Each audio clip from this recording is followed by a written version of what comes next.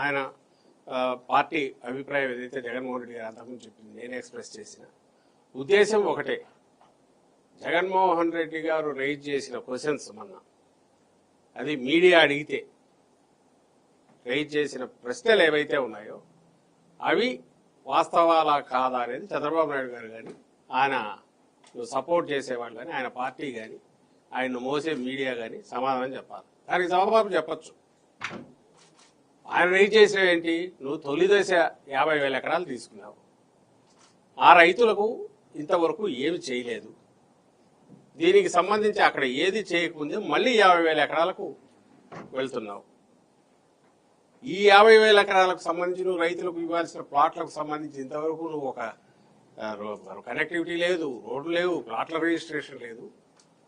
ఇవి ఏకంగా ప్రాణాలు తీసుకునేంత వరకు, ప్రాణాలు పోయేంత వరకు కూడా దారి తీస్తున్న నేపథ్యంలో మళ్ళీ రెండో దానికి వెళ్తున్నావు.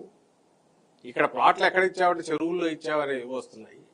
ఇది తప్పు కాదా అనేది ఒకటి రైజ్ చేశారు. అది వాస్తవం కాదా, దానికి ఆన్సర్ ఇవ్వాలి కదా.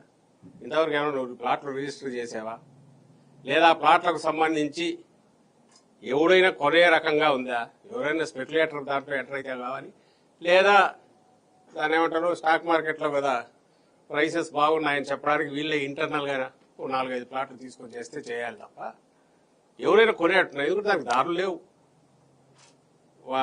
ఒక క్లియర్ కట్ ఇవి లేవు.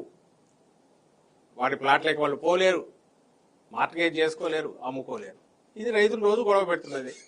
నువ్వు అతి వెళ్లకుండా రెండో దానికి పోతున్నావు. రెండవది అక్కడికి పోయి ఏం చెప్తున్నావు, మళ్ళీ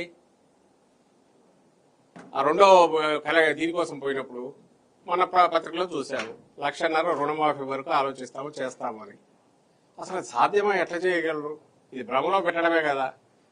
ముందు వీళ్ళ సంగతి తేల్చవా అంటే దానికి తిడుతున్నారు. అలాగే అక్కడికి సంబంధించి